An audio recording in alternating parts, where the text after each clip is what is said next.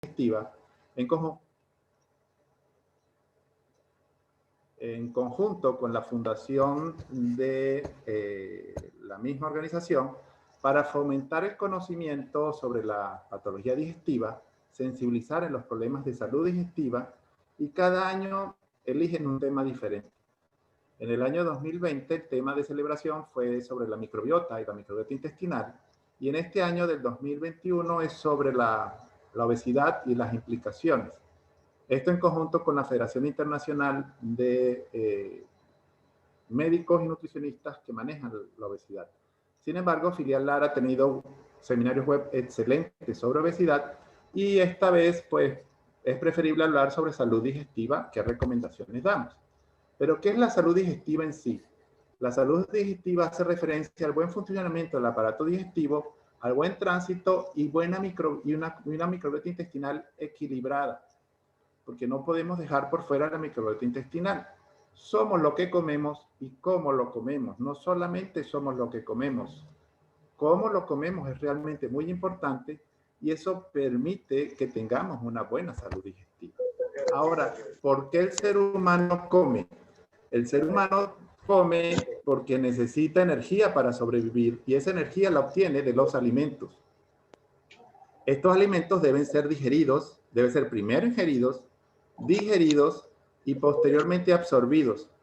Y es a través de esto que se hace, que son las funciones del tubo digestivo. Es el órgano más grande de la economía, puesto que todo extendido completamente tiene una superficie de 400 metros cuadrados. Ojalá todos pudiéramos tener un apartamento, un penthouse de 400 metros cuadrados, pero bueno, ahí vamos. Y el aparato digestivo, como ven, es un órgano muy grande que tiene muchísimas funciones, porque no solamente está el tubo digestivo, como vemos ahí una representación sistemática del tubo digestivo, sino que tenemos el sistema nervioso entérico que tiene entre 800 y 100 millones de neuronas.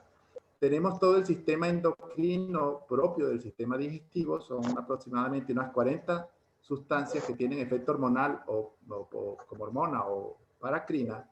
Además tenemos el sistema inmunológico asociado a mucosa, que es el más grande de la economía, y ocurre la digestión gástrica, ocurre la digestión intestinal, tanto en estómago, intestino e intestino grueso hay secreción, hay absorción y digestión en intestino delgado, y hay básicamente absorción y digestión en intestino grueso y por supuesto la evacuación.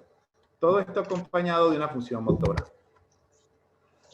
Pero eso nos lleva, al ser un órgano tan grande, tenemos lamentablemente muchísimas posibilidades de tener gran cantidad de patologías, las cuales un grupo grande orgánico, un enorme grupo son patologías funcionales y ocurren, por supuesto, accidentes o conductas que desarrollamos que afectan el aparato digestivo y todas estas van a depender, por supuesto, de la edad.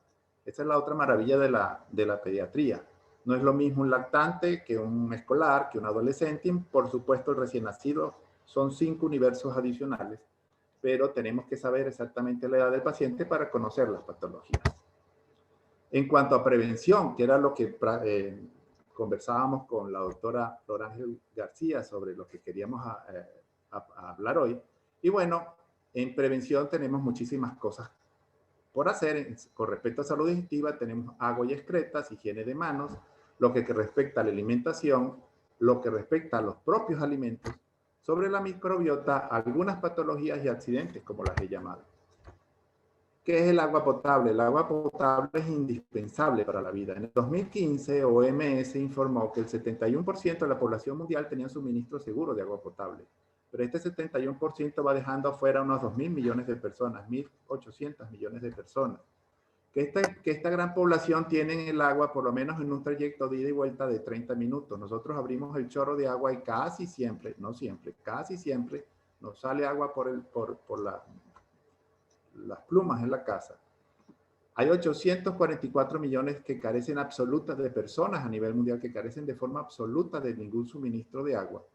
Y que la contaminación del agua produce 502.000 muertes por diarrea al año. Entonces, el problema del agua potable es un problema severo porque en solo diarrea produce 502.000 muertes.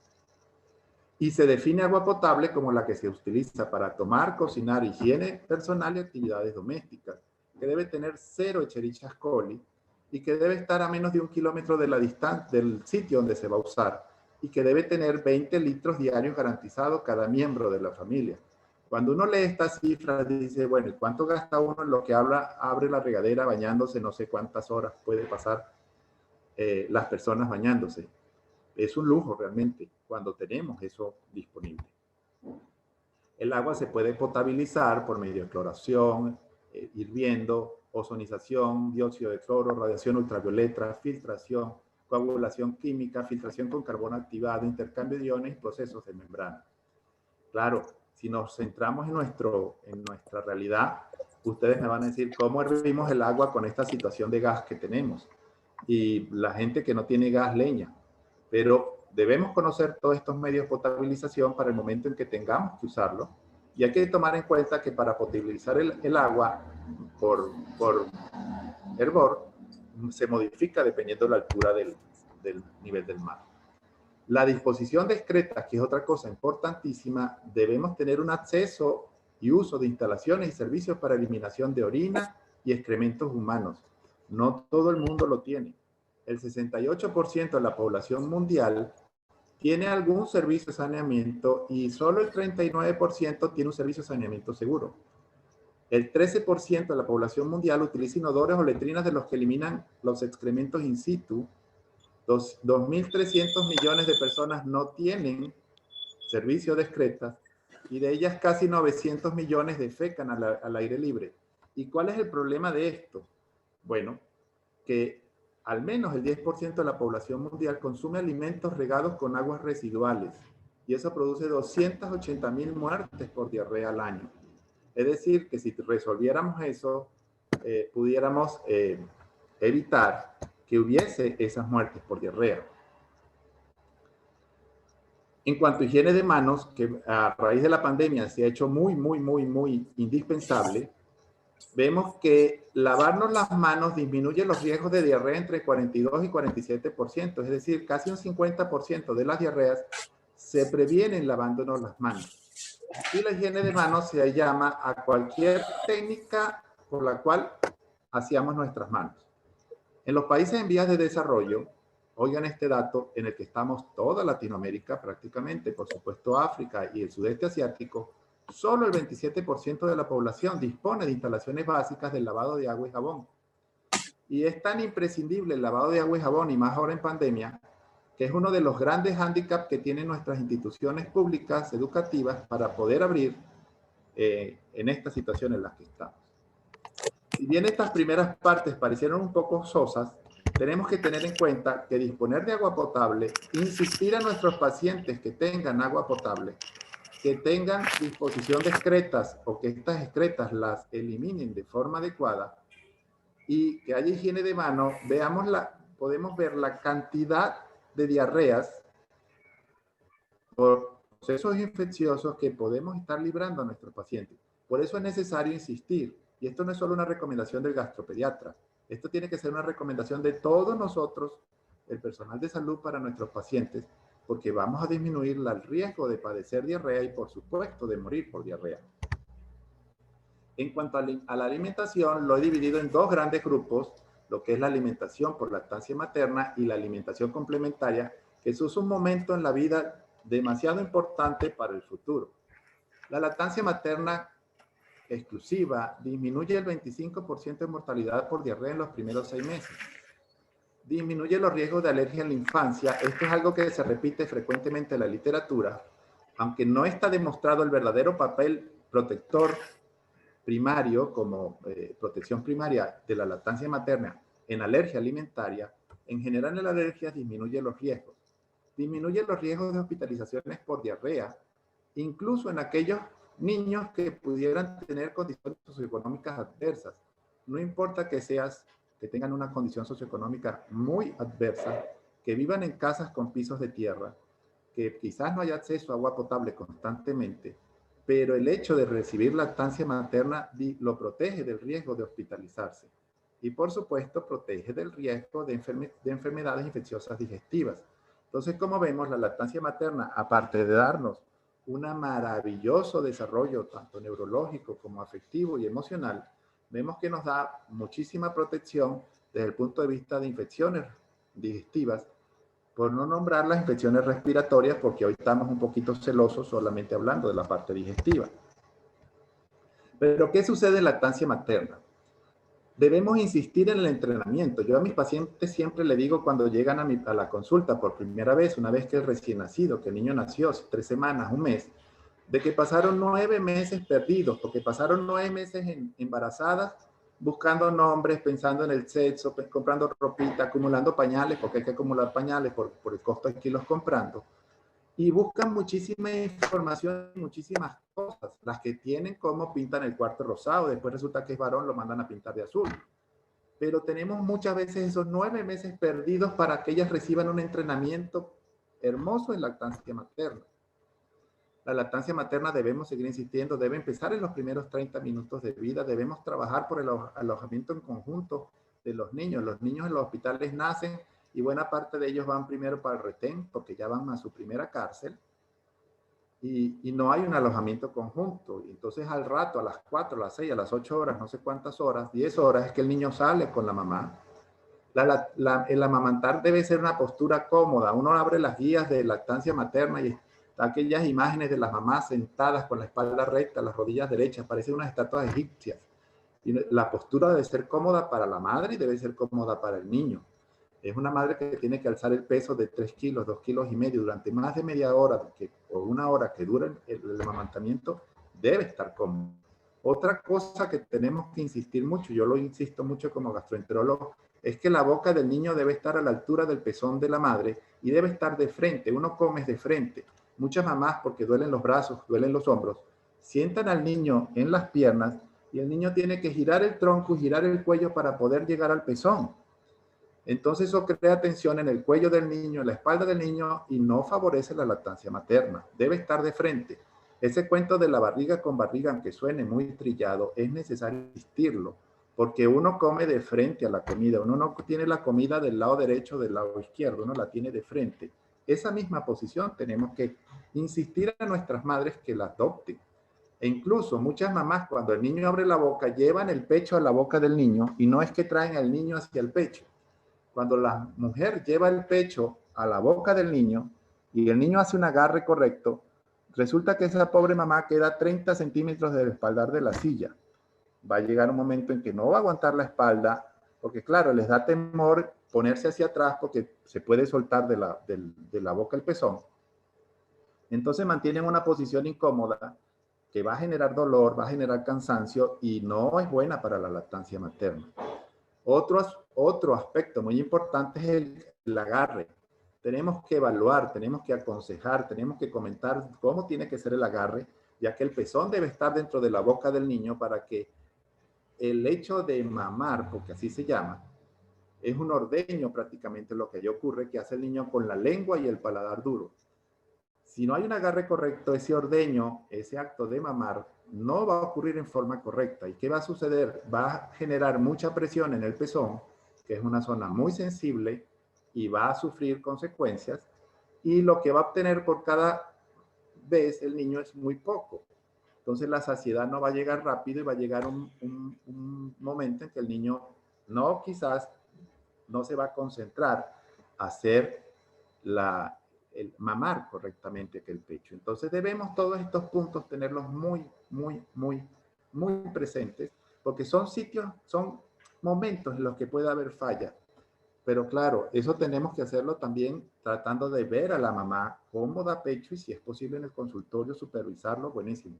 Por pandemia, no es un secreto, yo no estoy trabajando de forma presencial, pero son cosas que siempre les pregunto mucho a las mamás, porque la consulta vía videollamada o online tiene que ser mucho más acuciosa que la consulta en vivo, porque es preguntando o viendo qué hace la mamá a través de la pantalla donde descubrimos muchas cosas. Pero estos puntos considero que los que tenemos que insistir muchísimo. La alimentación materna es otro elemento en el cual insistimos mucho. Ayer aquí en Filial Trujillo hicimos un foro chat sobre lo que debe comer la mamá que amamanta. lo que debe comer la mamá que alimenta, y debe ser sano, natural y de forma balanceada. Todos aquellos mitos de que no le dé esto, no le dé aquello, la papa es fría, el brócoli da gases, la yuca es caliente, que si tales alimentos saborizan la leche o no saborizan la leche. Sí, está demostrado que algunos alimentos saborizan la leche, pero eso prepara al niño a la variedad de sabores que va a recibir en adelante. Quitan el ajo, quitan la cebolla porque le da sabor al pecho. Sí, le va a dar algo de sabor, pero si la mamá consume suficiente ajo para transformar el sabor de la leche, yo creo que ni el esposo ni nadie le va a soportar el aliento, porque ¿cuántas ristras de ajo habrá que comerse? Otro elemento que cual restringe mucho es que hay que quitar la leche, quitar los cítricos, quitar el maní, quitar el pescado para prevenir la alergia. No, no está demostrado que ponerle dietas a la mamá prevenga alergias futuras en el niño. Las alergias se presentan en individuos predispuestos de forma familiar. Si los dos papás son alérgicos, hay un riesgo. Si un solo es alérgico, hay otro riesgo. Si los padres son alérgicos de la misma alergia, hay otro nivel de riesgo. Y toda la población general tenemos un 11% de riesgo. Entonces, realmente no hay forma de que nosotros a través de dietas maternas prevengamos alergia. Más bien estas dietas maternas quizás favorezcan. Con el reflujo y el gastroesofágico y el cólico del lactante hay toda una cantidad de situaciones de mitos infinitos que hacen que las mamás prefieran casi que dejar de dar pecho. Otra de las cosas que puede fastidiar enormemente a las mamás es la cantidad de agua que mandamos a tomar algunos. Vaya, tómese 40 vasos de agua al día, vaya, tómese 30 vasos de agua al día. Nadie se toma 30 vasos de agua al día, al menos que estén los médanos de coro, pienso yo. Debe ser una hidratación adecuada, regida, regulada según la sed materna. Sí es bueno que se hidraten un poco más, y más en sitios calientes, evidentemente, pero recordemos que la producción láctea se da por la succión en el pezón. La mamá puede beberse 50 pipas de agua. Si el niño no mama de forma correcta, no mama con fundamento, la producción de leche no va a ser suficiente. Y si tenemos necesidad de indicarle dietas a las mamás, por alguna razón, debemos suplementar a esas madres con vitaminas y oligoelementos. Cuando le quitamos 100% la leche o los lácteos a una madre que está dando pecho, debemos recordar la necesidad de aportes de calcio, la necesidad de aportes nutricionales. Entonces, en eso también tenemos que estar siempre muy, muy, muy pendientes.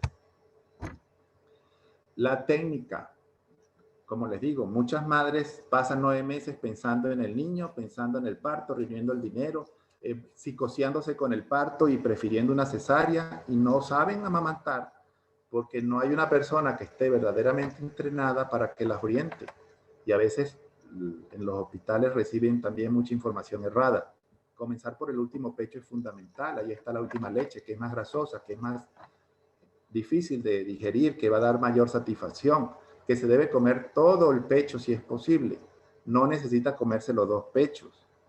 Que hay que darle todo lo que quiera cuando le corresponda. No son 5, 10, 15 ni 20 minutos. Ese es otro error que uno ve frecuentemente.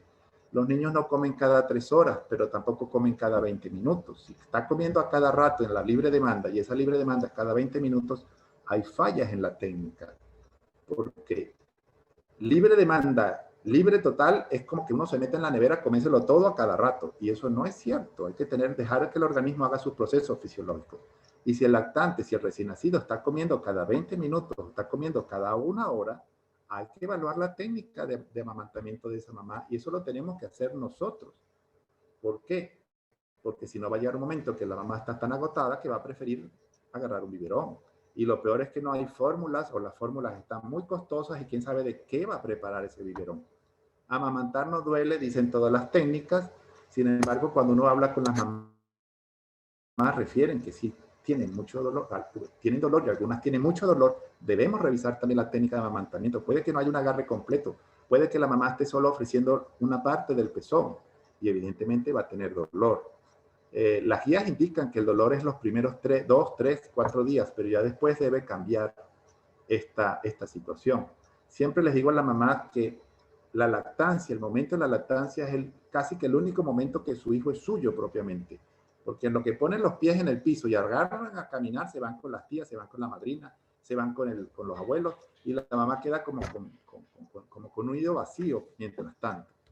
Entonces, tenemos nosotros los médicos, tenemos nosotros los pediatras y yo como gastroenterólogo pediatra, que hacer que este momento de la lactancia sea realmente feliz y placentero, que las mamás recuerden que aquello tiene que ser un momento de felicidad. Falsas contraindicaciones de lactancia materna en lo que respecta al área de la gastroenterología: hepatitis A, hepatitis B, hepatitis C, diarrea, ictericia neonatal y bueno, COVID, que es lo que estamos viviendo todo.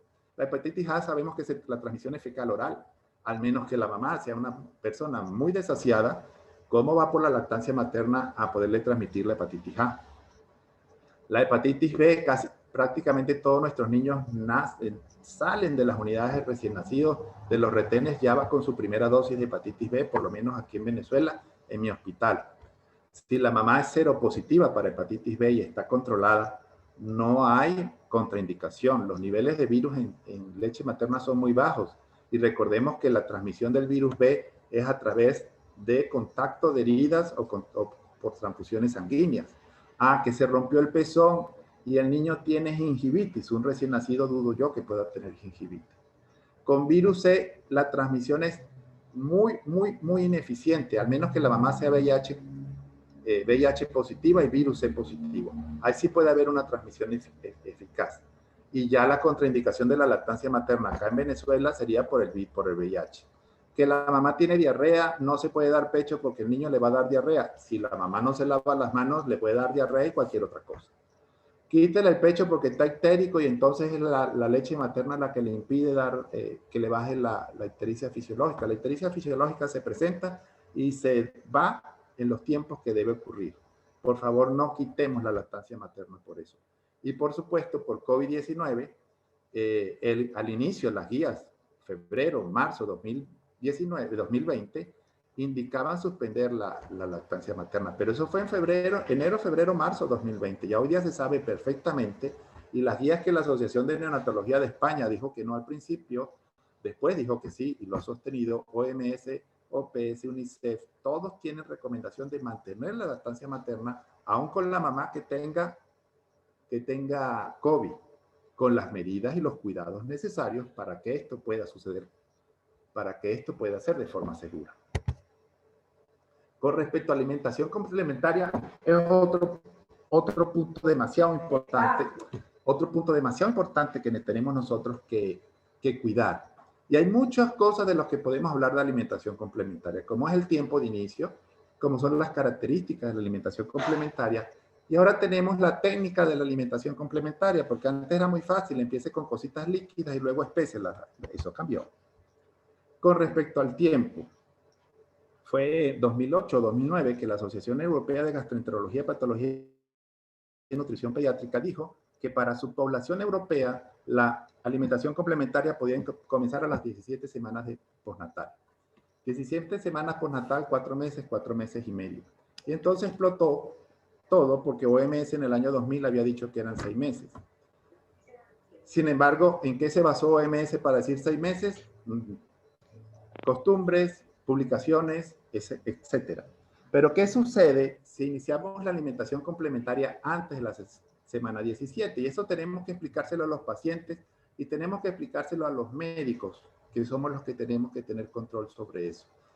A corto plazo, una alimentación complementaria temprana puede incrementar la diarrea, puede incrementar el riesgo de alergia alimentaria, eso está demostrado, y puede producir déficit de micronutrientes en aquel lactante. A largo plazo, la alergia alimentaria es el principal riesgo y, por supuesto, la obesidad. Pero si la iniciamos de forma tardía, después de los 7 meses de edad, 7 meses y medio de edad postnatal, pues aquel niño va a tener primero dificultad para deglutir, puesto que no va a tener el entrenamiento adecuado para masticar y deglutir sólidos suaves. Puede generar hábitos inadecuados. Ese niño va a tener más riesgo de vómitos, va a presentar rechazo y selección inadecuada de los alimentos porque el entrenamiento no ha comenzado de una forma correcta, y van a haber riesgos de alergia alimentaria. Durante muchísimos años dejamos los cítricos para después del año, el pescado para los 3 años y los maíces, las nueces trituradas, quién sabe para más nunca. Ya eso está absolutamente demostrado que debe ser la introducción de esos alimentos de riesgo en niños, en todos los niños, con o sin riesgos de alergia, dentro de ese momento de la que se llama la ventana inmunológica, es decir, entre las 17 semanas y los 7 meses de edad aproximadamente. Debemos tratar de introducir la mayor cantidad de sabores, olores y colores para prevenir estos problemas. Que la alimentación complementaria tiene que ser perceptiva, oportuna, nutricionalmente adecuada, segura, inocua, tenemos que insistírselo a las madres, porque quieren darle comida a esos niños hasta que exploten. Quieren darle comida más allá, y entonces porque los quieren ver todos rollizos, todos con sus rollitos en los brazos, pero eso se sabe que no es correcto. Les dan una cantidad de proteínas elevadas a esos niños, los cuales no va a ser correcto, puesto que tienen riesgo de obesidad en futuro. Debe ser oportuna y debe ser alrededor de los 6 meses, que como indica incluso la ley de la protección de la lactancia materna, nutricionalmente adecuada porque tiene que ser con los nutrientes correspondientes y por supuesto preparada de una forma segura, con agua potable y con sitios de preparación e instrumentos limpios. Y con respecto a la técnica, pues ahora tenemos tradicional Baby Lead Weaning y la Bliss. Y si ustedes me preguntan cuál es la mejor, la literatura no ha reportado cuál es la mejor forma de iniciar la alimentación complementaria. Unos tienen defensores, otros tienen detractores, como todo en medicina. Lo que sí es que la forma tradicional, que comienza con aquellos alimentos muy líquidos al principio, pues parece que no es lo correcto y que está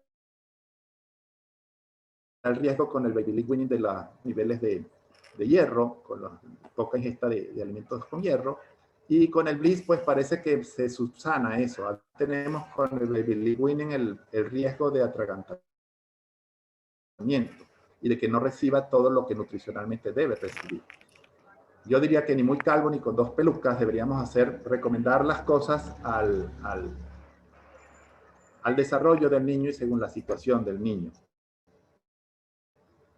Lo que sí es necesario es que tenemos que hablar con las mamás de estas 3 formas, de los beneficios y los problemas que pueden ocurrir de estas 3 formas, para que ellas puedan tomar una decisión consciente de qué es lo que quieren hacer. Y no se guíen por esos gurús de las redes sociales que tienen muchísimos seguidores, pero que implantan modas, no implantan costumbres ni conductas basadas en evidencia científica. Y en eso tenemos que ser nosotros, los médicos, los pediatras, los gastroenterólogos, muy celosos, porque aunque yo no veo mucha pediatría, pero sí veo bastante nutrición y bastante crecimiento y desarrollo, pues deberíamos nosotros ser los que realmente aconsejamos a nuestras madres, y como les digo, no los gurús o las gurús de las redes sociales que pretendan imponer modas.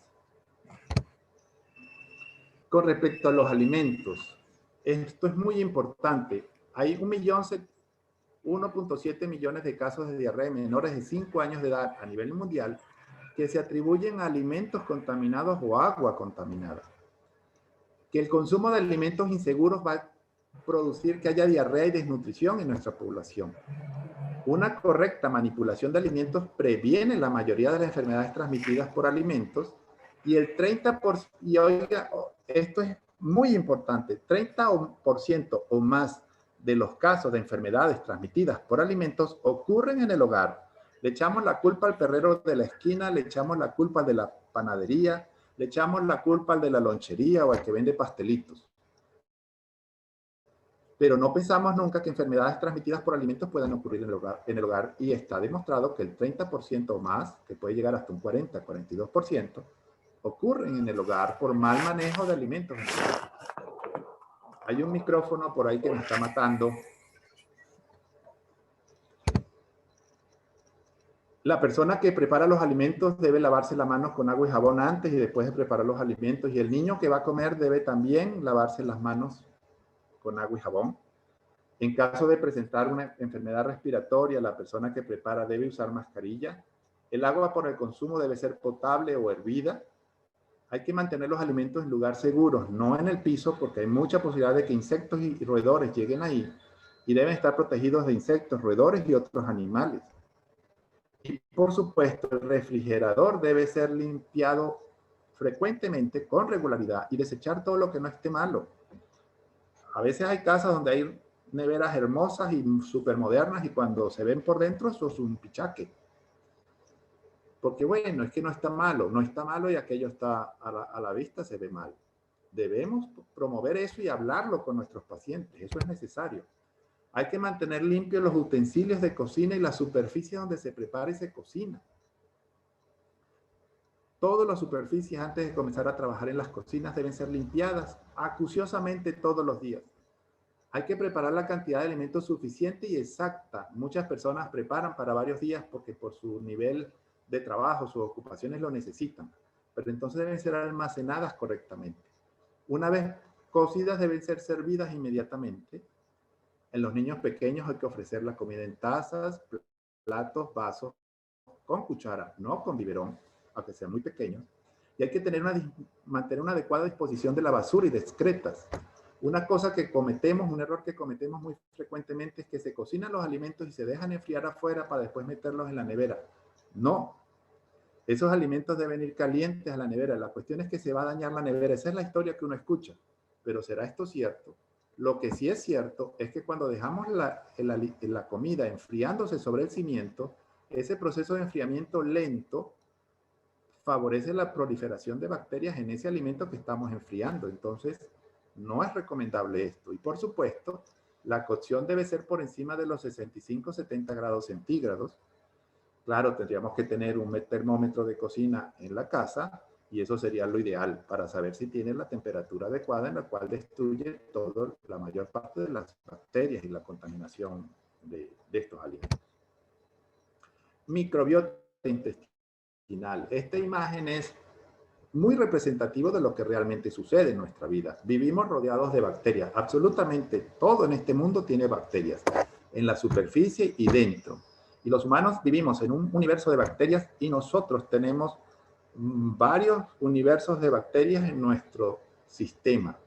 Originalmente se había hablado de que los humanos somos un superorganismo, pero el superorganismo se le hace referencia más a las colonias de hormigas, porque son todas casi genéticamente iguales y trabajan juntas. Nosotros los seres humanos somos más bien unos holobiontes, en los cuales tenemos cantidad de microorganismos totalmente distintos unos de otros viviendo con nosotros. Entonces, siempre les digo que aquel cuento de que yo me siento solo, de que estoy solo en esta vida, eso no es así, porque tenemos millones, para todas esas millones, para toda nuestra microbiota de piel, de boca, de intestinos, de oídos, de aparato genital, para toda esa microbiota nosotros somos su mundo azul. Y así que no estamos solos, tenemos varios millones de gente. La microbiota intestinal, ¿qué sucede? Bueno, va a depender de la edad gestacional. Lo ideal es que recomendemos que el niño nazca por parto natural, pero ahora todo el mundo quiere que el niño nazca el día del cumpleaños de la mamá o el día del cumpleaños del papá, o con aquel cuento de que está malo, y confiemos en que en verdad hacen las cesáreas con indicaciones médicas y no con indicaciones familiares. La vía del nacimiento está perfectamente demostrado y más adelante les voy a mostrar un estudio clásico. El niño que nace por vía vaginal tiene una microbiota intestinal desde el principio completamente distinto al niño que nace vía cesárea.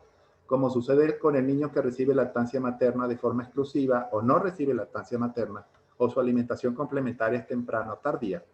Como va a ser también distinto los niños que nacen con alguna patología y tienen que quedar hospitalizados porque van a recibir antibióticos y seguramente esteroides, y eso va a marcar una huella en su microbiota intestinal. Y en las personas más grandes, el consumo de fibra, en los niños más grandes y en los adultos, el consumo de fibra es fundamental para el desarrollo y el progreso de una microbiota intestinal realmente saludable. Mantener la eubiosis, que es contrario a la disbiosis, es uno de los principales elementos que se tienen hoy día como medidas para mantener la salud digestiva, incluso la salud corporal. Y este es el estudio al que me refería, que es del 2006, un estudio con 14 años de antigüedad. Y fue de los primeros estudios que demostraron la diferencia de que ocurre en la colonización de bifidobacterias en el intestino de los niños comparando partos vaginales con partos por vía cesárea. Y un niño nacido por cesárea a los 10 días tiene la misma cantidad de bifidobacterias que tiene un niño a los 6 meses, a los 180 días de nacido, que se obtuvo por cesárea.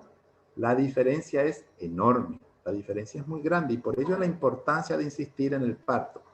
Pero sí, uno es hombre, uno no va a parir, pero vemos como las primeras que piden a veces la cesárea son las mismas colegas y uno se pone a pensar, ay, y lo importante que es el estrés del parto para el desarrollo de muchísimas cosas, para terminar de echarle el empujón a muchísimas cosas en el desarrollo de ese recién nacido. El proyecto del microbioma humano nos mostró esta conclusión. Así están nuestros microorganismos en el intestino y son tantos que ellos mismos dirán, pero es que esto no es vida. Tenemos 100 billones de formas de vida en nuestro intestino y tenemos que cuidarlos. Y eso habla del intestino, pero bueno, están en el oído, están en los ojos, están en la piel, están en los genitales, están en todas partes. Incluso se habla de que hay microbiota circulando por el torrente sanguíneo, por supuesto dentro del fagocitado, dentro de leucocitos, puesto que la leche materna tiene microbiota propia, no del pezón, no, microbiota propia. Entonces, hay una circulación entero mamaria que permite eso y esa microbiota tenemos que cuidarla, puesto que tiene muchísimas funciones, como es la función nutritiva en la producción de ácidos grasos de cadena corta, que regulan, con los cuales se nutren el colonocito y entran en el metabolismo de los glúcidos. Además, sintetizan vitaminas para nosotros. Tienen función trófica porque permiten el desarrollo de la mucosa intestinal. Tienen función protectora porque ocupan nichos en el intestino que impide que bacterias patógenas se colonicen. Tienen función inmunológica porque sus primeras funciones son educar al sistema inmunológico asociado a mucosa o GALT. Tiene función de motilidad porque a través del sistema neuroentérico pueden regular la motilidad intestinal y funciones metabólicas, ya que participan en el metabolismo de ácidos biliares y medicamentos. El color del pupú depende de la microbiota intestinal. Por eso cuando una mamá llega muy angustiada que el niño tiene el pupú verde, pues está verde solamente porque la microbiota no pudo ejercer todas sus funciones metabólicas. Y bueno, que tenga diarrea y eso acelera el tránsito intestinal. No sé qué pasó, Calle. ¿Y cómo cuidamos la microbiota? La Organización Mundial de la Gastroenterología en el 2018 publicó unas guías muy, muy buenas. Y en esas guías nos indican que la fibra, el consumo de fibra, promueve el desarrollo de una microbiota potencialmente beneficiosa y que los oligosacáridos, incluidos fructooligosacáridos, galactoligosacáridos, inulina y otras fibras solubles, actúan como prebióticos. Y en esa imagen, pues vemos de una forma muy gráfica, ilustrativa y, si me disculpan, infantil, cómo toda la fibra que consumimos va a producir efectos beneficiosos, porque tenemos arbolitos que pueden ser brócolis, tenemos zanahorias, tenemos frutas, tenemos aguacate, tenemos leguminosas que son muy importantes, y entonces todas estas fibras de esos elementos, de esos alimentos, van a producir un efecto positivo en la microbiota intestinal.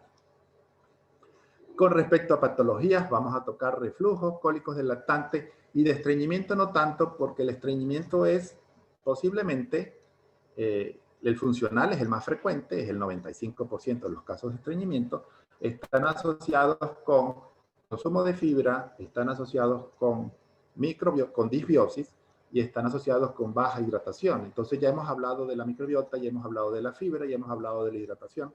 Así que vamos a hablar un poquito más de reflujo y de cólicos del lactante. ¿Y qué es lo que sucede? Primero hay que diferenciar en lo que es reflujo gastroesofágico y enfermedad por reflujo gastroesofágico. Son dos cosas absolutamente distintas. Y vemos frecuentemente a pediatras, colegas, amigos, compañeros, tratando con fármacos al reflujo gastroesofágico. Por suerte muchas veces me lo refieren a mí. Alabado sea, porque el sueldo del ministerio no da. Pero el reflujo gastroesofágico es fisiológico. Dele lactancia materna a ese niño.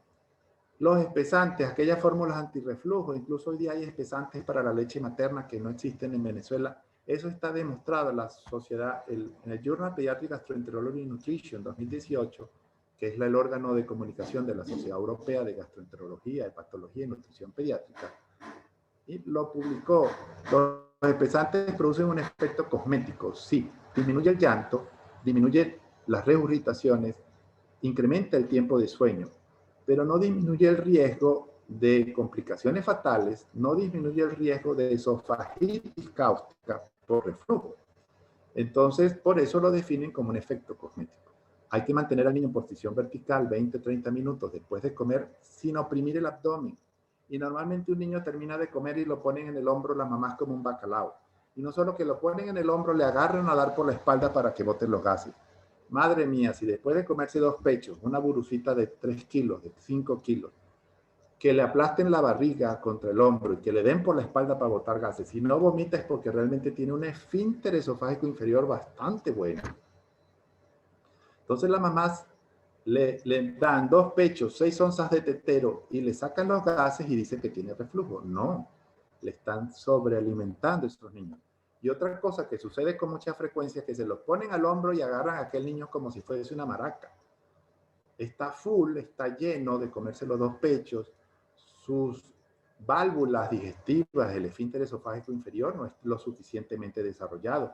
Recordemos que ese esfínter es una válvula funcional, no se puede disecar, es el diafragma, es la presión torácica, es la presión abdominal, es la fuerza del esfínter, es el hiato esofágico, todo eso trabaja para hacer una presión correcta. Pero si está sobrealimentado y yo lo maraqueo y yo lo meneo y le doy por la espalda, muy posiblemente va a tener reflujo. Pero eso no es enfermedad por reflujo. Hay que saber, hay que concientizar la diferencia. La posición de cúbito lateral izquierda con elevación de la cabecera, eso ha sido un verdadero trauma, porque al primero era boca arriba, después era boca abajo, después fue del lado derecho, fue del lado izquierdo. En el 2018 volvieron a poner del lado izquierdo y eso tiene una base anatómica. Hace que el contenido gástrico descanse en el cuerpo y no tanto en el fondo. Y elevando la cabecera, pues simple física. Para que las cosas suban tienen que llevar energía. Por solamente gravedad los líquidos no van a subir. Y por supuesto la recomendación de dar más frecuente el alimento con menos cantidad se sigue manteniendo.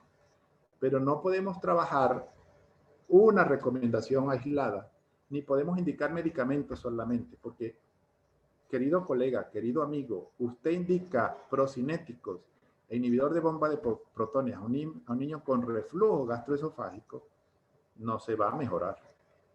Entonces, una vez en el consultorio hace maromas porque le digo a la mamá que eso no sirve y eso no funciona, no está indicado, pero lo envía un colega. Entonces hay que hacer ciertas maromas. Yo siempre he dicho, tenemos que ser gentiles y amables entre todos, pero hay momentos que uno realmente no puede. No puede.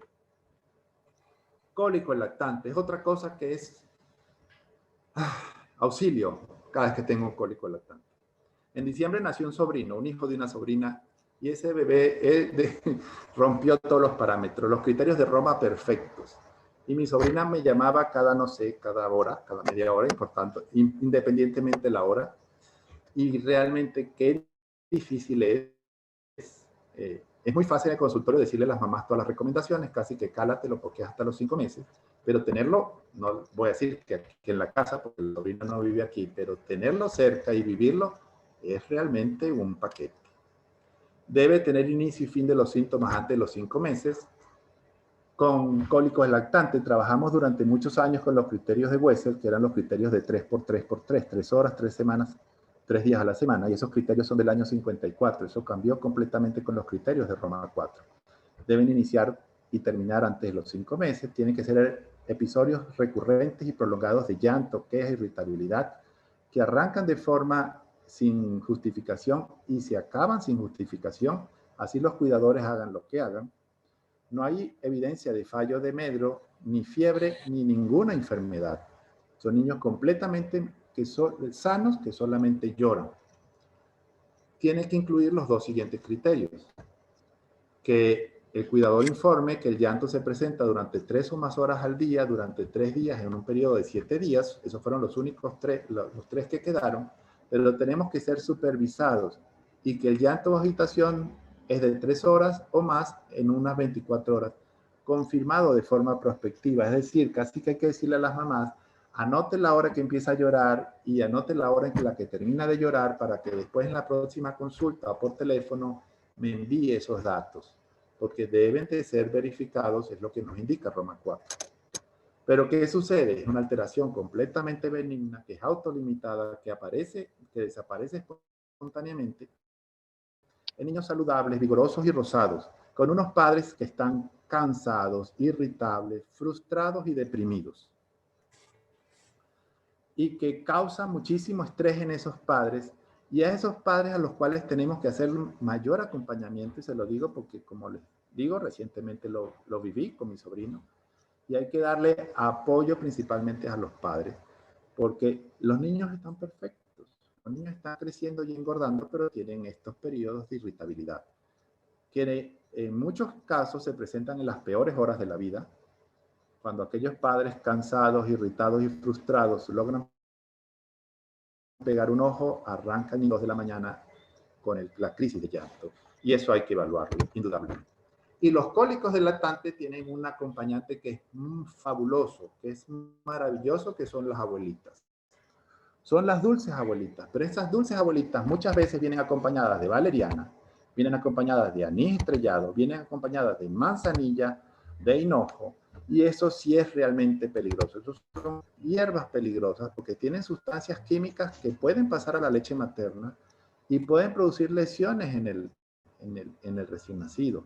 Está perfectamente demostrado y descrito, y hay unos trabajos hechos del hospitalito, del Hospital Pediátrico de Barquisimeto, sobre intoxicación con anís estrellado. Tendrán unos 8 o 10 años de que los publicaron. Seguramente fue una tesis. Pero es necesario tener mucho cuidado con esas dulces abuelas, porque esas dulces abuelas, en su afán de querer resolver el problema de su nieto, pueden dar recomendaciones que no son adecuadas. Tenemos que estar vigilantes en ese punto. Con respecto a los accidentes, estos son dos accidentes se pueden presentar muy frecuentemente, como la ingestión de cuerpos extraños y la ingestión de cáusticos. El segundo, la ingestión de cáusticos, es perfectamente prevenible, y la ingestión de cuerpos extraños también es prevenible, evidentemente. Con respecto a la ingestión de cuerpo extraño, por supuesto, el mayor riesgo es menores de 12 años. En el 2016, un estudio que hicimos aquí en el hospital, vimos que la edad promedio era de 4.11 años. El 80% de los episodios ocurren en menores de 3 años y la incidencia, el pico más alto, a los 2 años. La relación es 2:1 en casi todas las publicaciones, e igual nos sucede en el Hospital Universitario Pedro Emilio Carrillo. El 86% de la ingesta de pilas de botón ocurre en menores de 19 años y la mortalidad reportada es de 1 en 2.206 casos de forma anual. Es baja la mortalidad, por suerte, pero es muy triste que un niño se vaya a morir porque se tragó un corotico. Por eso es que los juguetes de niños no traen piezas que se le puedan arrancar. Por eso es que los juguetes tienen edad. Porque mientras más pequeño el niño, los juguetes tienen piezas más grandes y no tienen piezas móviles ni que puedan arrancar. Y tenemos que estar muy pendientes de las pilas de botón, porque las pilas de botón, ya les voy a mostrar un ejemplo más adelante. Ese fue un caso de un paciente que atendimos en septiembre del año pasado. 12 de septiembre creo que fue que ingresó al hospital. Y claro, aquí es muy fácil ver en la placa del 12, que es la de la izquierda, y la placa del 13, que es la de la derecha, si no me equivoco la fecha, ustedes la ven mejor ahí, yo tengo un aviso atravesado, vemos como hay no solamente una, hay un montón de piedras que se comió ese niño, porque tenemos una en esófago, en esfínter esofágico superior, y otras que están en colon. En la primera placa, alrededor en la zona del ciego, y en la segunda placa ya entrando el sigmoides, incluso hay algunas en recto que ya iban saliendo. Si contamos eran como 4 o 5 piedras. ¿Qué sucedió con la del esfínter esofágico superior? Sucedió que la envolvió en papel, y después que la envolvió el papel se la comió. Entonces, esa es la piedra, y tienen la comparación de la piedra. Eso lo hicimos domingo 13 de septiembre. Ahí ven la comparación de la piedra con una jeringa para que vean el tamaño. Quizás hubiese pasado, pero no. Él la envolvió en un papel como de revista y se la comió. Por supuesto, hasta ahí llegó la historia. Cuando entramos con el endoscopio, estábamos el equipo de la clínica que resolvimos como astronautas, porque ya estábamos evidentemente en plena pandemia. Cuando entramos con el endoscopio, vimos el envoltorio y yo dije, pero esto es como un saco de algo. Y cuando empiezo a sacar, empecé a sacar fue pedacitos de papel y pedacitos de papel. Normalmente hacemos con sedación consciente, con anestesiólogo, pero con sedación consciente. Este niño tuvimos que intubar, se tuvo que intubar, conectar a hacer una anestesia general inhalatoria para que pudiera relajar el esfínter y poder hacer la extracción de ese cuerpo extraño. Claro, tenemos que estar atrás de los niños, tenemos que estar atrás de las mamás, no dejen cosas sueltas, no dejen monedas. Como las monedas no valen nada hoy día, pero casi que ni para recuerdo, la familia se lo dan a los niños para que jueguen, no son para jugar, los niños pequeños se las comen y se atascan. El paciente de menor edad que hemos extraído cuerpo extraño fue un niño de 7 meses, que ni siquiera se mueve de la cuna. El hermanito le dio las monedas y le puso las monedas y estaba jugando con el hermanito más grande, con el chiquito, con el lactante, y el lactante pues se la comió. Esto también es un paciente nuestro de la consulta, del hospital. Al principio no sabíamos qué era y resulta que es un broche donde van las pulseras o los collares de 3 hilas de perlas, de 3 hilos de cuentas. Bueno, tuvimos la gran suerte que agarramos por una argollita de esas, la oportunidad de agarrar por una argollita de esas y sacar ese cuerpo extraño. Y este fue otro niño que no tuvo más nada que comerse el ganchito ese de los ganchos de colgar ropa en la cuerda. Ese también fue en la clínica hace varios años. Debemos hablar con los papás, con las mamás, con las mayores que estén pendientes, porque así mismo se comen agujas, se comen clavos, se comen bisturí, se comen hojillas, se comen cualquier cosa, y es un paquete, porque los equipos de endoscopio públicos en los hospitales públicos de este país, de Venezuela, están prácticamente todos en el piso. En la ciudad de Valera, el Hospital Universitario de Valera, funciona un solo equipo de endoscopia y es de fibra. Y el equipo de enfermería trabaja de lunes a viernes en horarios matutinos. Fines de semana no trabajan. Entonces, es realmente una complicación resolver estos accidentes perfectamente prevenibles. Y en lo que respecta a ingestión de cáusticos, tenemos que Estados Unidos reportan entre 5.000 y 18.000 casos al año y hasta casi el 80% ocurren en la infancia. Francia hasta 4.5, en Europa de 5 por 100.000 pacientes, y 94 en menores de 5 años. El 30% de estos pacientes van a tener quemaduras cáusticas y de ese 30%, el 50% va a presentar estenosis esofágica. Y esa estenosis esofágica es realmente un calvario, un verdadero calvario. Una revisión que hicimos en el año 2019 en el hospital, tuvimos un 55% de varones y el 90% era por cáusticos, pero por álcalis, no por ácido, sino por álcalis. Y aquí tenemos una batería de botón. Ese soy yo, ese es un paciente mío. La batería de botón, aparte que es un cuerpo extraño, está lleno de sustancias químicas, que son las que producen la electricidad. Pero pasado cierto tiempo, esas sustancias químicas se filtran por las uniones de las placas del cuerpo, de la batería de botón. Y eso es una urgencia. Eso no es una emergencia, eso es una urgencia. Porque tiene el doble mecanismo. Tiene el mecanismo de cuerpo extraño que hace presión y compresión y tiene el mecanismo cáustico. Y estas son las lesiones que ese paciente tenía. Cuando eso no funcionaba todavía el equipo de videoendoscopia en el hospital. Vean esos surcos negros que se ve. Es el sitio de la úlcera donde quemó más el cáustico de este paciente. Y eso escurrió hacia abajo y produjo toda esa quemadura en ese paciente. Realmente esto es una calamidad. Ese paciente hay que atenderlo inmediatamente si está en esófago. Si está en estómago, puede ser mañana. Si está en intestino, hay que estar muy vigilante de ese paciente porque puede producir una perforación muy rápidamente. Esto es realmente una calamidad y más en nuestro país. Debemos, por favor, hablar mucho con nuestras madres, hablar mucho con nuestros residentes para que sepan de esto y vean lo que puede suceder. Es realmente necesario hacer prevención. Un pequeño sorbo de una sustancia cáustica puede ocasionar una esofagitis cáustica y producir que ese niño pierda el esófago. Literalmente pierda el esófago. Estos productos hay que guardarlos bien sellados, bien etiquetados, bien identificados, fuera del alcance de los niños. Hemos tenido pacientes que los mismos papás guardan el amoníaco en una botellita de agua mineral sin quitarle ningún identificador. Hoy día todos esos productos artesanales que están vendiendo de limpieza los venden en recipientes que los niños conocen como amigables. recipientes de jugos pasteurizados, recipientes, uy, están arrastrando un mueble por ahí, en recipientes de refrescos, y los niños saben que en esos botellas hay refrescos, que en esas botellas hay jugo. Lamentablemente nuestros niños consumen refresco. Y cuando en realidad lo que hay es un cáustico como el cuerno de ciervo, que el amoníaco o el diablo rojo, y después que lo destapan se lo toman. A un papá le dije una vez, yo muy simpático, con estos papás son muy simpáticos, el primer contacto soy muy simpático, le dije que lástima que no se lo había tomado él, porque tenían la botellita de agua mineral contenida de amoníaco guardada en una nevera desenchufada en el patio de la casa. Son accidentes perfectamente prevenibles. Si compras productos detallados, no los envases en botellas de refresco, agua mineral o jugo, porque te vas a confundir, hasta uno mismo se puede confundir como adulto. U otro paciente que vimos, guardaron el amoníaco, no sé si lo usan, para qué es que lo usan, es asuntos como de brujería también, en un frasco de acetaminofén. Una madrugada una abuela con 2 nietos con fiebre le zampó 2 cucharadas de acetaminofén a cada uno. Al otro día los teníamos en el hospital por fiebre y por la esofagitis y por la ingestión del cáustico.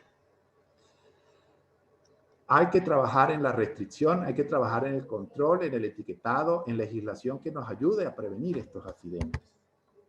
Y Caustino es un niño que sufrió una ingestión de cáustico, lamentablemente, y que es un accidente 100% evitable.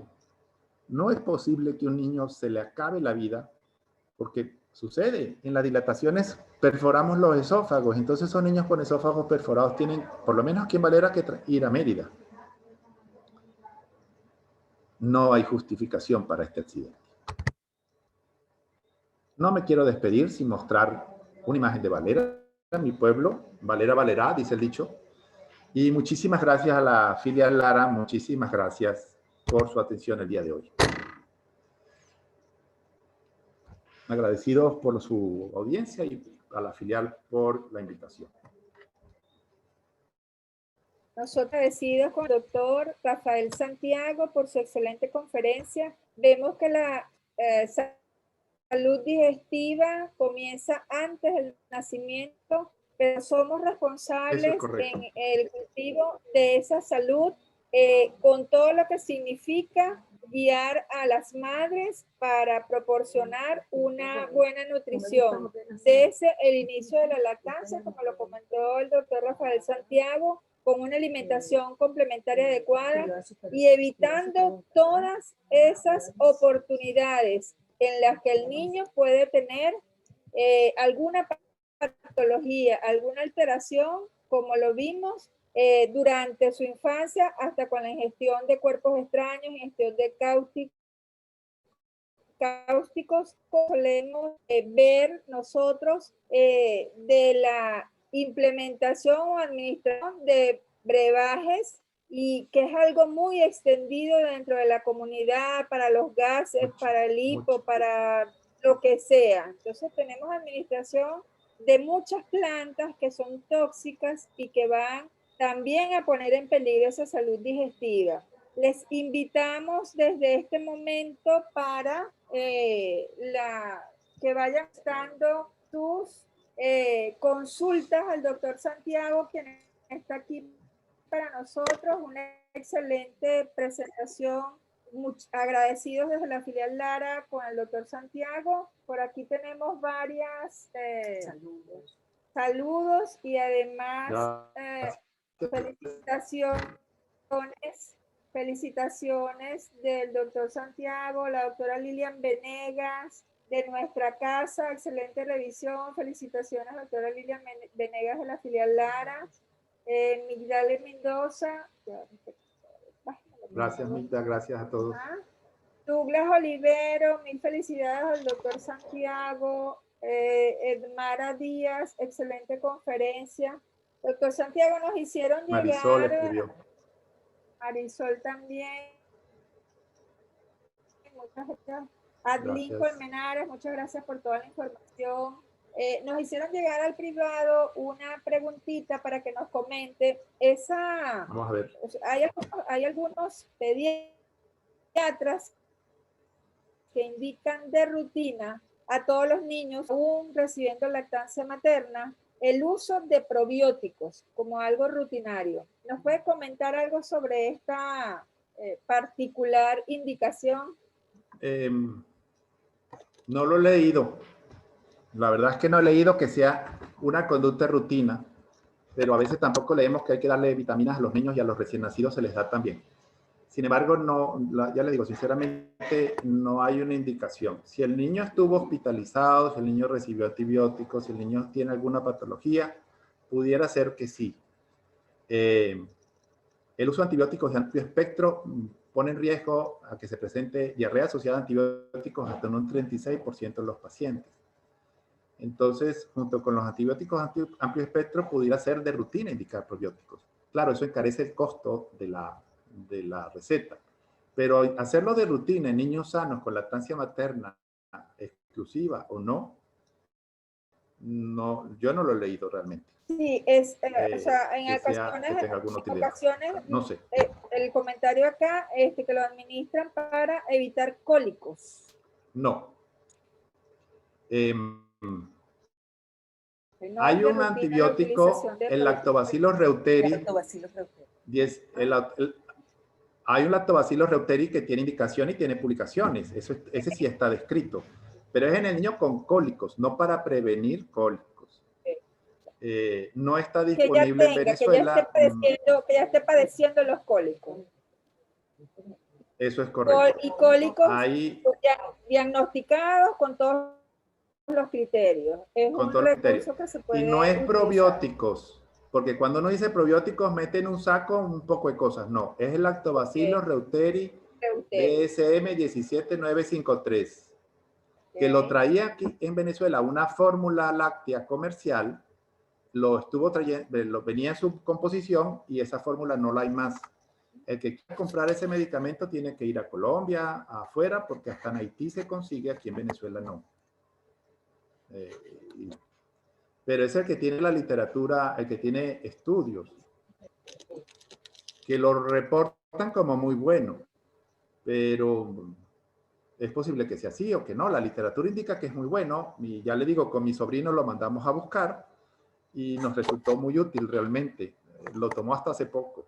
Pues se mandaron a pedir muchos, pero tampoco es que es muy económico, algo así como que $60 el frasquito, 350,000 pesos realmente. ¿Sí? $60 el frasquito. Es mucho dinero. Es muchísimo dinero. Doctor, con relación al uso de yogur para propiciar esa salud digestiva, ¿y cuán temprano se debería utilizar ese yogur para propiciar la salud digestiva? Ahí sí vamos a tener un problema, porque yo soy de los que digo 0 leche de vaca antes de los 12 meses de edad. Sí, los nutrólogos, los nutricionistas dicen que se puede recibir derivados de la leche de vaca antes de los 12 meses de edad, pero yo soy de los que opino que eso pudiera esperarse un poco más después de los 12 meses de edad, porque igual la proteína, así sea en el yogur, así sea en el queso, las proteínas de la leche de vaca no vienen tan modificadas. Entonces, antes cuando había fórmulas, uno le decía a la mamá que tenía que dar pecho de forma exclusiva o fórmula, porque la proteína de la fórmula estaba modificada y alterada y la fórmula estaba modificada a la leche. Entonces, pues le digo, dele yogur. A mí, personalmente, no me parece lógico. Yo sé que es una conducta extendida y las guías no lo prohíben, pero realmente como gastroenterólogo siempre he pensado que la proteína de leche de vaca debe esperarse para después del año, personalmente. Y sí, el problema con el yogur, hay otro problema con el yogur adicional. Cuando uno compra yogures comerciales, estos yogures son yogures que después pasteurizan. El yogur es bueno con todas sus bacterias. Si uno compra un yogur de marca comercial en el supermercado, eso fue yogur que después que se convirtió en yogur lo pasteurizaron para que el inalaquel o en la nevera del supermercado dure muchos días. Entonces, eso es leche fermentada pasteurizada. Eso no tiene bacterias, eso no es realmente yogur. El yogur verdadero es el que consume uno. Pierde la virtud de que realmente se busca el yogur. Que son los lactobacillus bulgaricus, generalmente, el probiótico que tiene el yogur. pero eso después se pasteuriza. Eso es una de las grandes estafas comerciales que hay a nivel mundial. El yogur verdadero es el yogur criollo, el yogur del vegetariano, el yogur que uno puede hacer en la casa. Y sin embargo, el problema que hay es que con un solo potecito yo no me voy a comer todas las bacterias que me tengo que comer. El yogur es beneficioso en el transcurso del tiempo. Cuando yo tengo 20 años comiendo yogur natural, cuando tengo 5 años o mucho tiempo consumiendo yogur natural, es que yo voy a obtener el beneficio que el yogur da. Porque yo me como un yogur a la semana, no voy a obtener el beneficio. Y si se lo doy a un niño con diarrea, tendríamos que darle 1 litro, litro y medio de yogur para poder alcanzar la cantidad de bacterias que tengo que darle con una cápsula o con un sobrecito. Entonces, no es práctico. No me imagino yo a un niño con diarrea dándole 1 litro de algo lácteo, que en la mayoría de las diarreas la leche no tiene nada que ver, pero de todas formas es sobrealimentarlo. Ok. Doctor Santiago, en niños con cólicos al lactante he visto que colocan dietas estrictas a las mamás, casi que lo que comen es agua. Inclusive recientemente observó que a un bebé le omitieron la lactancia materna o indicación que obedeció a que la mamá del niño no tolera que el niño no tolera la lactancia materna y le indicaron una fórmula especial, ibutropina para el cólico. Esta es una pregunta de la doctora Lilian Venegas. Uso de esos Muchísimas gracias, doctora. Y... Ok, con los antiespasmódicos yo les digo a los papás que practiquen tiro al blanco. Que agarren el frasquito y fijen un blanco en la pared del patio del edificio, en la pared de atrás de la casa y lancen el frasquito contra ese punto. Eso es lo que recomiendo, generalmente les digo de los antiespasmódicos. Indicarles dietas a una mamá porque el niño tiene cólico no tiene ninguna indicación, a excepto de que el cólico esté relacionado con alergia a la proteína de la leche o con alergia o reacción a algún alimento que la mamá esté consumiendo. Entonces habría que ubicar exactamente el alimento que la mamá pudiera estar generando y ahí indicar esa dieta. Pero dietas en base, dietas empíricas para una mamá que da pecho a un niño con cólicos realmente no tiene ninguna indicación, ni en prevención. Y las dietas empíricas lo que van a llevar a esa mamá es a querer abandonar más bien la lactancia materna porque o se mueren de hambre o siguen dando pecho.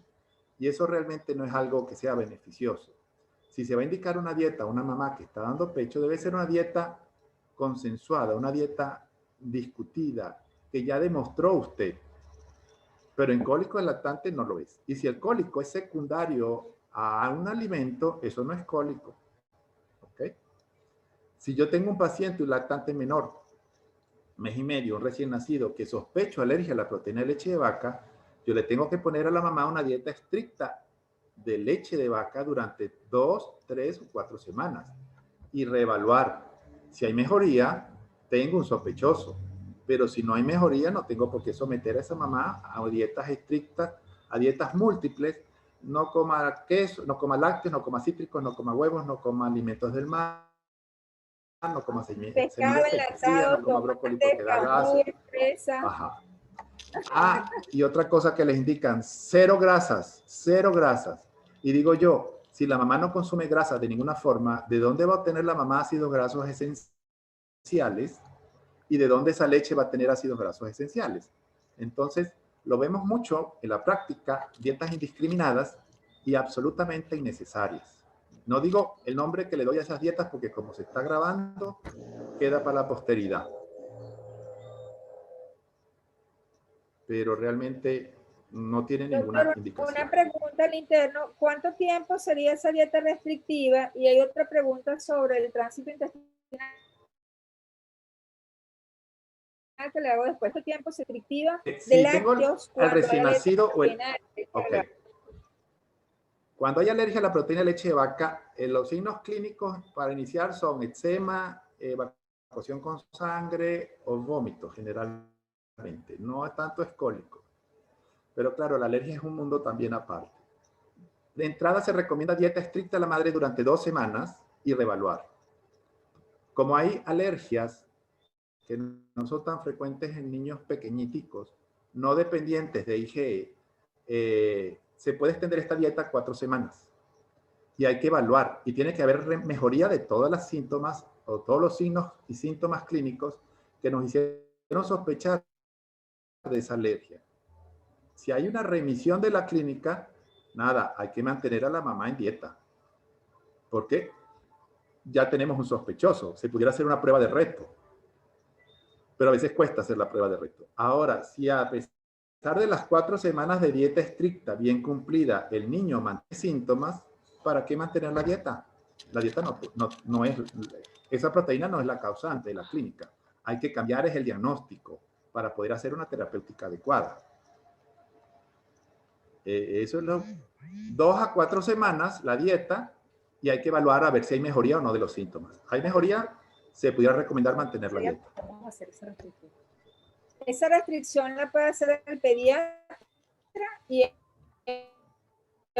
luego referir al gastroenterólogo. Esa restricción pudiera hacerla el pediatra y hacer una referencia por una valoración por el gastroenterólogo para ver la continuidad. Y más si hubo una mejoría de la clínica, siempre es bueno que haya la valoración del gastroenterólogo para que supervise el mantenimiento de esa dieta y la evolución clínica. Porque recordemos que está la marcha atópica, que la marcha atópica no es secuencial, eso es como una guerra atópica.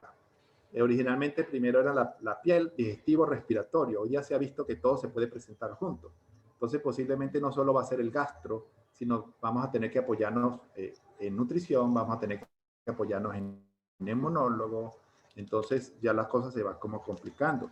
Y están las alergias del FIPIS, el síndrome inflamatorio que se presenta intestinal, que necesitamos a veces hasta un intensivista porque se deshidratan de una forma tal que los niños a veces terminan en terapia.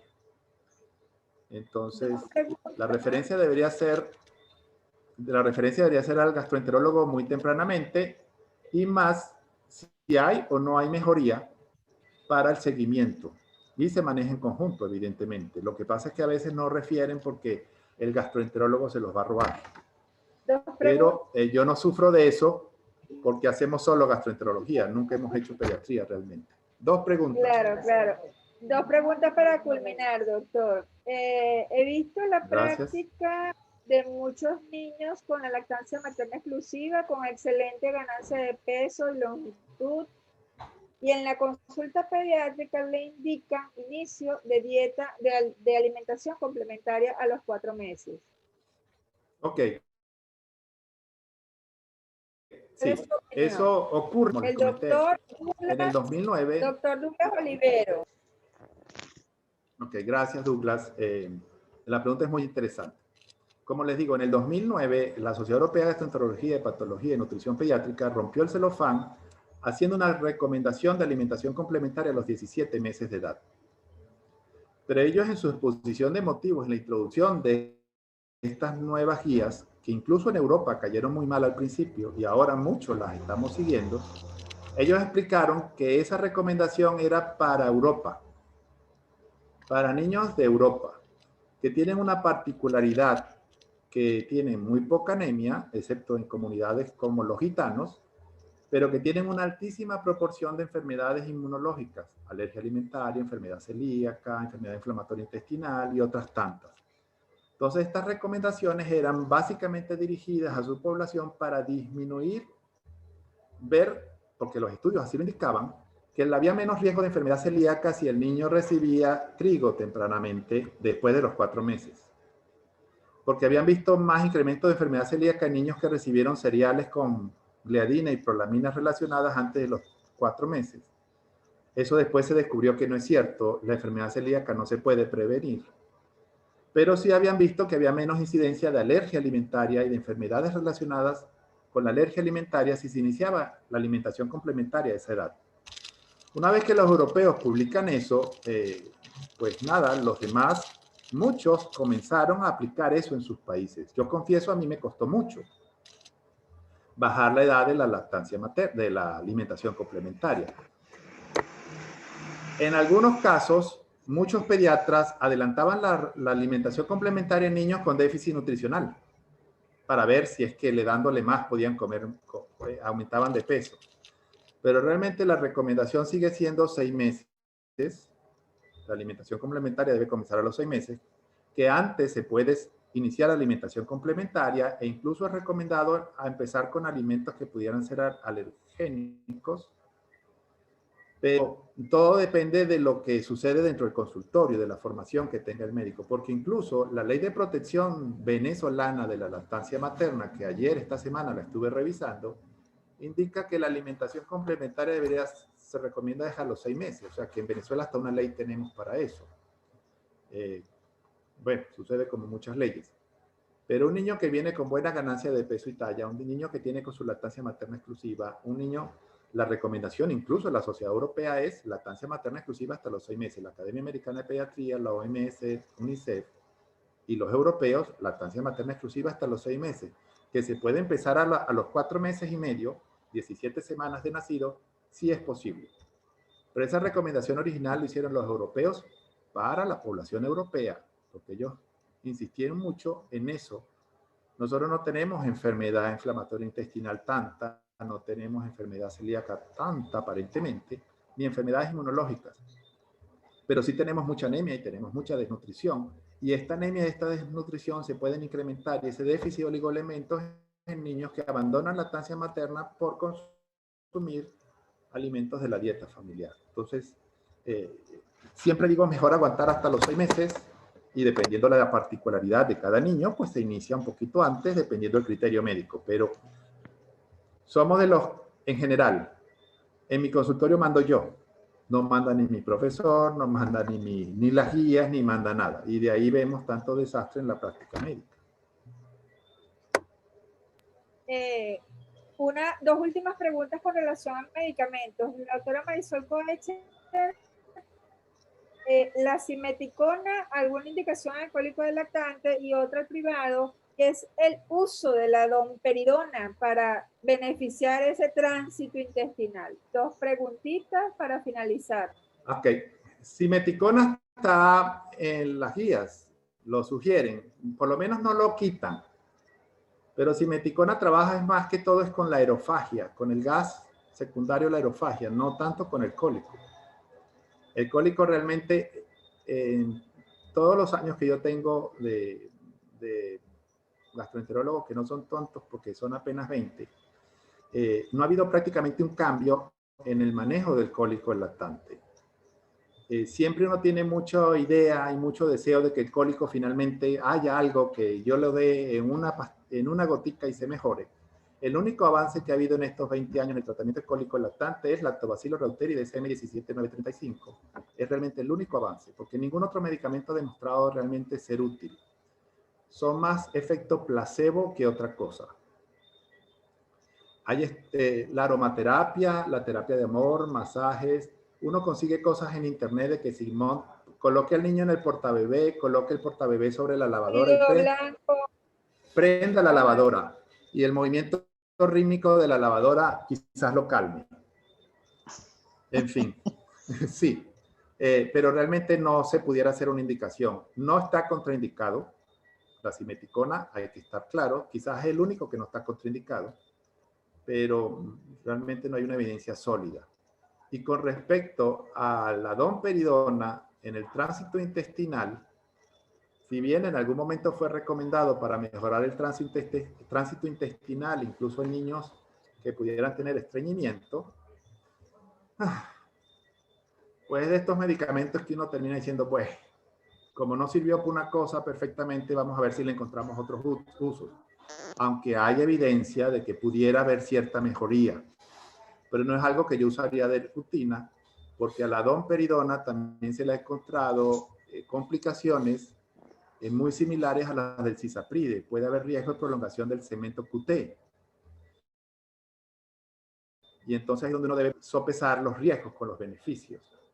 Y la verdad es que la usamos muy poco. Yo me formé como gastroenterólogo usando cisapride y todavía añoro el cisapride porque era realmente efectivo. Pero hubo esos problemas de muerte, porque cisapride produjo muertes por prolongación del segmento QT, porque bueno, en muchos países era de venta libre, como en Venezuela, y no solo de venta libre, sino de consumo exagerado. Y tenía ciertas restricciones, como asociarlo con antialérgicos en pacientes cardiópatas, en pacientes hipertensos. Entonces, al final produjo las consecuencias de que salió del mercado. Para un estreñimiento, realmente, y si es funcional, alimentación, ejercicio, fibra, probióticos, pero algo muy importante, ese paciente hay que desimpactarlo. Si uno no desimpacta al paciente, todo va a fracasar. Y una vez que el paciente esté evacuando de una forma suave, el hábito intestinal, porque esos niños estreñidos saben que evacuar duele. Y si les duele, aunque sea con el pupú suave, no van a querer evacuar. Entonces tenemos que, son 4 o 5 patas. Desimpactar, ablandarle el pupú, agua, ejercicios, hábito intestinal y actividad física. Y eso se logra en estreñimiento con un pediatra que maneje todo esto, con un equipo, pediatra, gastroenterólogo, nutricionista, fisioterapeuta o en un entrenador o alguien que lo ponga a hacer ejercicio. Psicólogo, a veces necesitamos, porque hay niños que son maltratados porque tienen escurrimientos, tienen copresis. Entonces, es un tema. Pretender solucionar el tránsito intestinal solo con un medicamento tampoco nos va a servir, porque es un conjunto de medidas que van a actuar, sí, y un conjunto de medidas y un equipo. La lista del equipo en el tratamiento del estreñimiento es enorme porque, bueno, ahorita no hay clases presenciales, pero incluso hasta la maestra tiene que participar porque tiene que darle permiso de ir al baño. Si en ese colegio hay un baño que pueda ser útil realmente, ¿no? Porque ese es el otro problema. Y tiene que darle permiso de ir al baño todas las veces que el niño pida, porque si estamos en un proceso de inicio de tratamiento, en ocasiones tiene necesidad de ir varias veces por efecto del tratamiento. Entonces, son detalles que hay que también tomar en cuenta. Muchísimas gracias al doctor Rafael Santiago por la excelente presentación y por su disposición a contestar las interrogantes que nos hicieron. Gracias a todos los asistentes quienes estuvieron esta tarde con nosotros. Les invitamos a conectarse a nuestras redes sociales, en Instagram, en Twitter, en Facebook, para conocer de las actividades de educación médica continua. Agradecidos entonces. Buenas tardes y será en otra oportunidad. Visiten nuestras redes sociales. Muchísimas gracias, Flor Ángel. Desde Barquisimeto para toda Venezuela, el equipo de la Sociedad Venezolana de Pericultura y Pediatría, un honor contar con ustedes y con el doctor Rafael Santiago. De parte de la doctora María Auxiliadora, gracias a ustedes, un abrazo paisano, excelente como siempre. Abrazo, Rafael, un gusto tenerte aquí con nosotros. Abrazo, muchísimas gracias. El gusto es mío. Gracias. Agradecido, felicitaciones, están haciendo un trabajo excelente. Muchísimas gracias a todos los asistentes, mis colegas, mis compañeros de la filial, mis residentes, que vi algunos por ahí también. Vamos a tomar una fotico. Aquí, abran las cámaras. Asomamos todas las y Dabeli conecta la cámara otra vez. Mi Dali, paisana. María Auxiliadora. Por aquí, hola, Mari. Por aquí las muchachas de la SBPP, un gusto estar con ustedes. Gracias. Vamos a ver si metemos todas las cabecitas, casi que la totalidad de la junta. Arrímate, fotico. Muchas gracias a todos ustedes. Gracias, doctora Dabeli. María toma la fotico, Rafael. Que no puedo. Yo estoy tomando fotos. Ese rollo no se gasta. Ese rollo no está. Nosotros tenemos minutos sociales antes y después. Un abrazo para todos. Claro, un abrazo. Gracias por el apoyo siempre. Sí, señor. Abrazo. Sí, tan linda. Saludos. Abrazo. Nos despedimos.